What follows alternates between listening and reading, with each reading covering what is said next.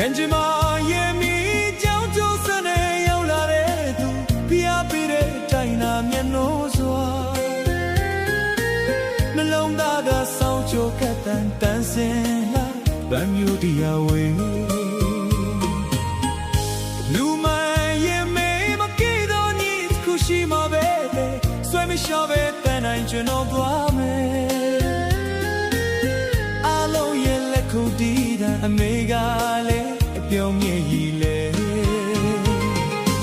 တချင်းတစ်တွေတန်စင်တစ်တွေကောင်းကင်တစီပြန့်လွင်အောင်မယ်ယုံကြည်ရင်ခီးစမီသူကိုပိုင်ကီတူဘွားမဲ့တိုင်စီ